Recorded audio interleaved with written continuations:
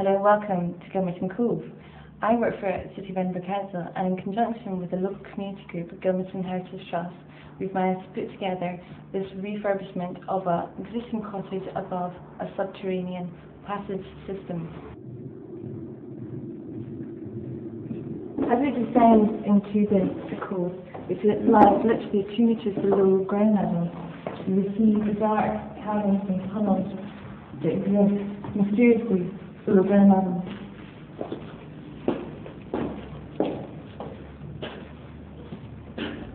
We don't know the origins of the cove, whether we know that it dates back to at least the early 18th century, but further than that, there's no historical evidence to substantiate claims that it dates back further than the early 18th century. This large cavern appears to be the main focus of the cove. You can imagine people sitting around on these stone benches and using the platform for alcohol or some form of punch and drinking away, enjoying each other's company. You can also imagine if there was secret worship of the Covenanters, then sitting around here securing the fact that no one knew this secret place existed.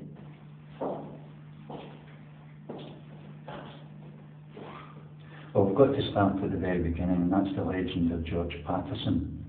George Patterson claimed that within 5 years, starting 1719 to 1724, he, and only he, carved this house and shop in the centre of Gilmerton and used it to carry out his blacksmith's trade and kept his family down here. I think there was 4 sons, and he even supposedly lived here for about 11 years after he was gone. Local people mostly accepted that it was Patterson who was the creator, and any references in literature, including a poem by a guy called Pennycook, certainly said that it was Patterson, no question of that.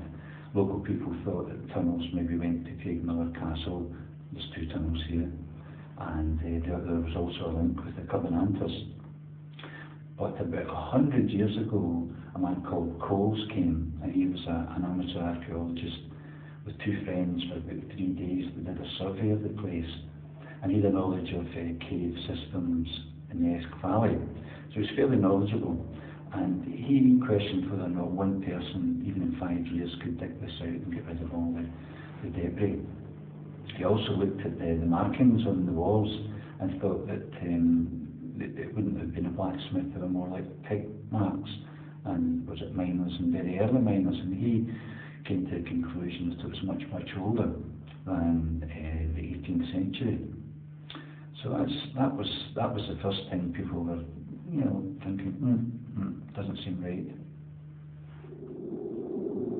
Don't look so fearful, traveller. The sounds you hear are but echoes, the march of time across this wind-blasted muir. But what feet have trod upon this earth? What hands have dug beneath? Who was it first struck through the living rock of old Gilmerton?